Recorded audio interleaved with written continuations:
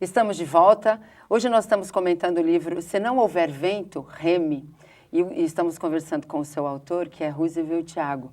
Mas antes de nós retomarmos a nossa conversa, que é uma conversa importante acerca desse tema, gostaríamos de convidar você a ser um divulgador da doutrina dos espíritos. Quer colaborar para que mais pessoas tenham acesso a essa informação? Quantas pessoas não têm o privilégio que nós estamos tendo de receber informação, consolo, orientação, enfim, aliviar os nossos sofrimentos, dirimir as nossas dúvidas? Você pode nos ajudar associando-se ao Clube Amigos da Boa Nova para que mais pessoas tenham acesso e com maior qualidade. 0800 12 18 38. Associe-se ao Clube Amigos da Boa Nova. Nós agradecemos a sua colaboração. 0800 12 18 38.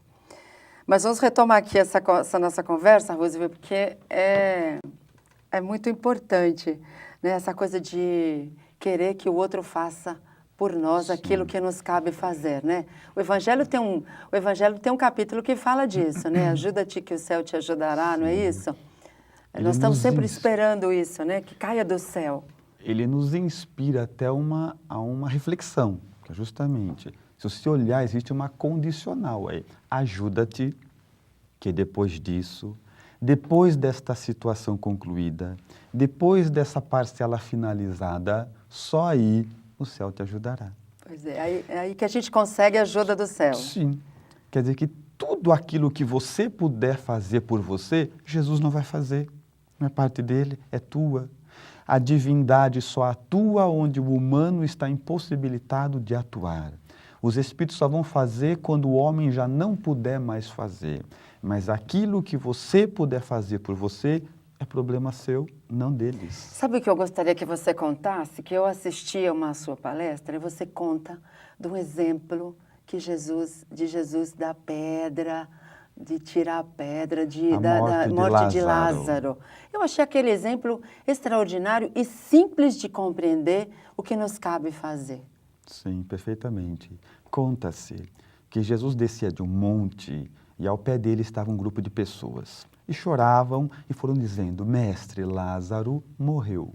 E Jesus refletiu com a sua condição ilimitada e percebeu que Lázaro não houvera sido entregue à morte biológica, cujo retorno seria impossível pelo respeito às leis naturais, mas que passava por um processo de letargia. Então disse às pessoas, levem-me até ele. E ali levaram Jesus. Mas diferente do que acontece hoje, naquela época, as pessoas eram sepultadas em grutas, cavernas. Então depositava-se ali o corpo morto, rolava uma grande pedra que estaria servindo de porta e estava concluído. E agora ali levaram Jesus. Algumas pessoas que se encontravam quando Jesus chegou tentaram até questionar, mestre, mas chegastes tarde, já faz 3 dias. Mas Jesus, sabendo o que fazia sempre, viu um grupo de homens que estava ali perto e pediu que eles se juntassem e rolassem, movessem a grande pedra que servia de porta para abrir uma fenda. E quase 10 homens se juntaram e moveram com esforço descomunal a pedra.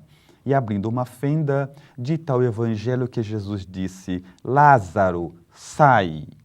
E Lázaro saiu.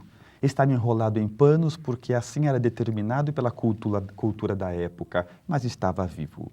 As pessoas ficaram felizes, se abraçavam, aquela impressão de que nunca mais esqueceriam a boa nova.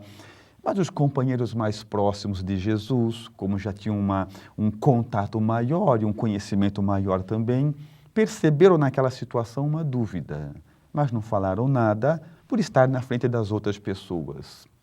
E queriam aprofundar o assunto, buscar essa que está cada vez mais difícil hoje. Gostamos da superficialidade. Então, naquele mesmo dia, quando estavam reservados a sós com Jesus, eles foram falar com ele e disseram assim, mestre, temos uma dúvida.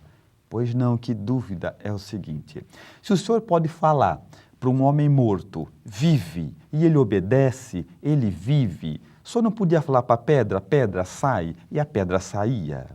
Jesus entendeu a necessidade dos discípulos e respondeu de maneira doce, dizendo, ressuscitar Lázaro, vocês ainda não podiam, então eu faço. Carregar pedra vocês já podiam, então é com vocês. Muito bom. A mesma coisa acontece até hoje. Se voltarmos ao Evangelho, vamos encontrar assim lá. Vinde a mim, vós que estão cansados, sobrecarregados, eu vos aliviarei. Aliviar foi o máximo que Jesus se comprometeu. Não de resolver o problema de ninguém, nem de curar as doenças de ninguém, porque tudo o que acontece conosco assenta-se numa causa nobre e obedece a um fim justo. Então está certo como está. Aliviar é o máximo que Jesus vai fazer. O resto é conosco. Eu acho que esse exemplo é espetacular, porque mostra claramente, né, o que nós podemos fazer. Agora, voltando aqui para o livro. Você fala de, se não houver vento, né, porque aí o barco não vai sozinho, Sim. vamos remar. Mas aí você nos dá lições ou dicas de como remar? O que são esses remos? O que é esse remar para nós? Eu teria que forçosamente escrever quais seriam os remos para remarmos na ausência dos ventos favoráveis. Aí, observando Allan Kardec, sempre, eu percebo que ele nos diz que as propriedades naturais do espírito são inteligência, vontade e pensamento. Certo. Aí eu me apropriei delas e os remos são inteligência, vontade e pensamento. São os 3 remos de que temos. O primeiro deles, inteligência, como todos os atributos são naturais, todos temos. Mas se eu perguntar assim, quem é inteligente, levanta a mão, se manifesta, dificilmente a gente vai. Sim. Ficamos com medo que alguém faça uma pergunta difícil que a gente não vai ter resposta. Exatamente. Então ficamos naquela grande interrogação. Mas a faculdade ou a propriedade de responder perguntas ou armazenar dados não é suficiente para medir a inteligência da criatura humana. A gente só consegue medir a inteligência quando você percebe que o indivíduo tem uma vida produtiva. Isso é um sinal de inteligência. Quando ele consegue eliminar vícios, adquirir virtudes, está cada vez melhor, é um sinal de inteligência. Longe disso, nada a ver. Alguém perguntaria, e se eu não desenvolver minha inteligência então? Fique tranquilo que a vida vai dar um jeito.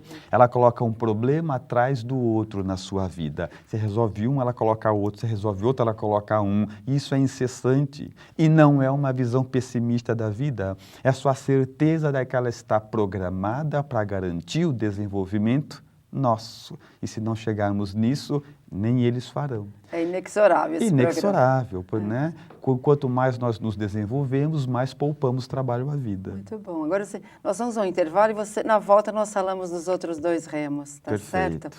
Nós voltamos em segundos. Não saia daí.